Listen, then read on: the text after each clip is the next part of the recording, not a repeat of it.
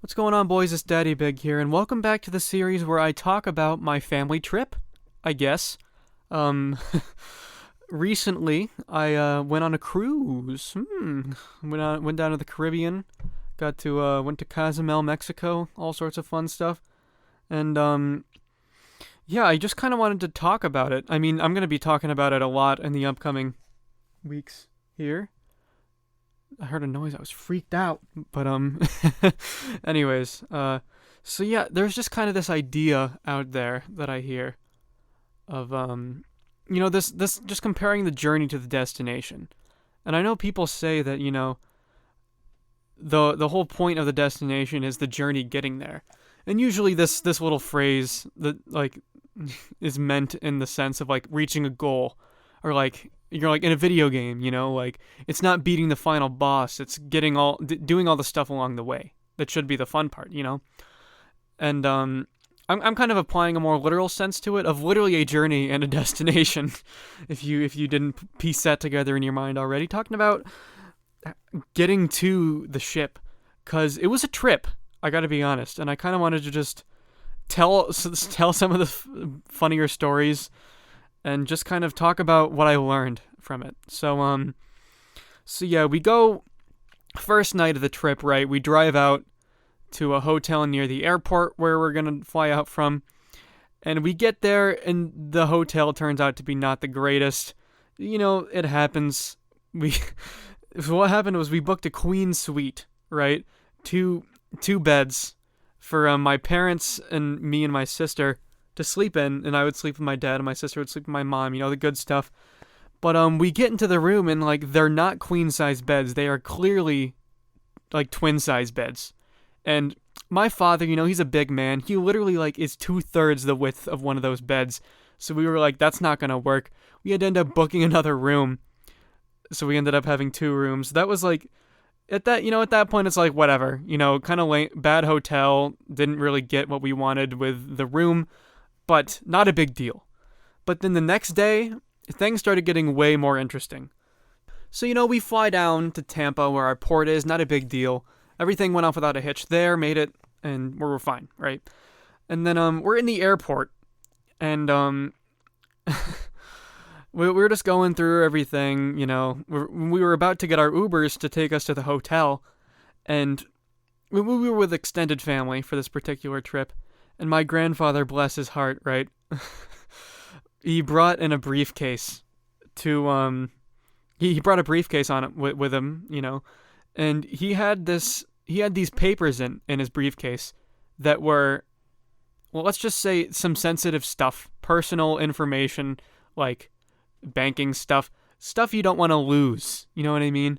And he's sitting there rifling through his bag, and he can't find the darn thing. And all of a sudden he starts panicking.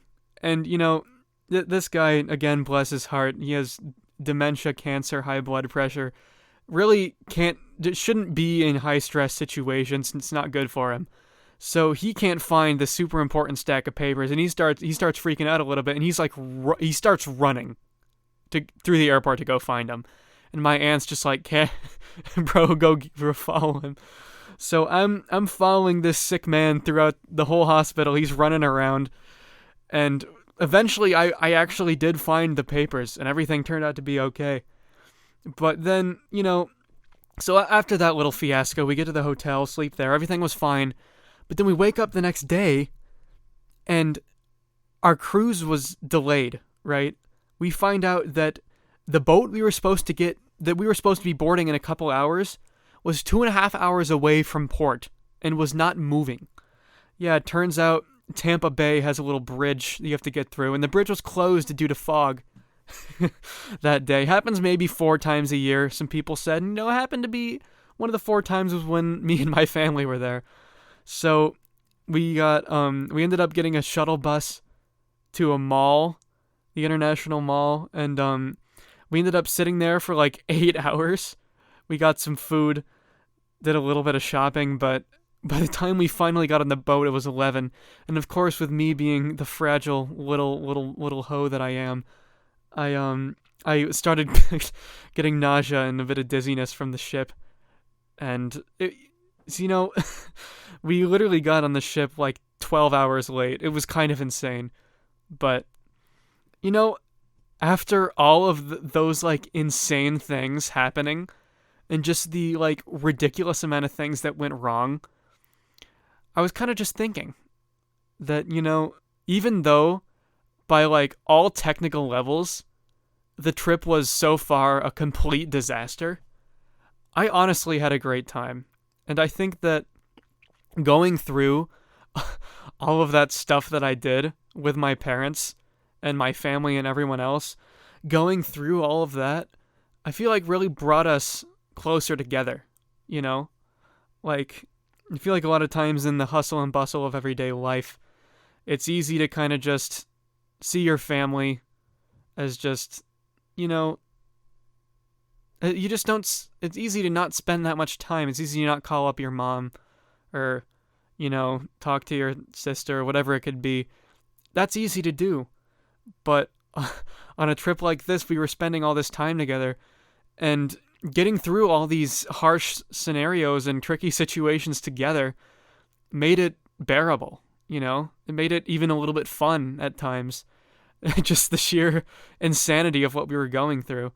But yeah, so I guess what I learned from the experience of my grandfather almost losing really important information to just crazy hotels to getting things delayed for hours and hours. I guess through all of that, I was brought closer to my family, you know? And honestly, looking back on it now, it seems crazy, but those days were some of the most fun on the entire trip. Maybe not fun. Memorable? I don't know. But in any case, I was definitely brought closer to my family. And, you know, I think in that sense, the journey is important, you know? I have plenty of stories on what happened when we got to the cruise itself. But the few days that led up to it were pretty insane. And honestly, it might sound crazy, but I wouldn't have wanted it any other way. So, I guess my takeaway too is just to make light of situations. Or that's not what I mean. To just be optimistic and get the best out of things, you know? Because even though things were insane, I got to spend time with my family. So it was all worth it in the end. And yeah, I just kind of wanted to tell this wacky story of all these things that happened. And just kind of express that, you know, maybe the journey, you know, it's important to get invested in the journey and just live in the moment. That's pretty much all I got. But, yeah. Thanks for listening, boys. And, yeah, let me know any crazy travel stories you've had. And I'll see you in the next one.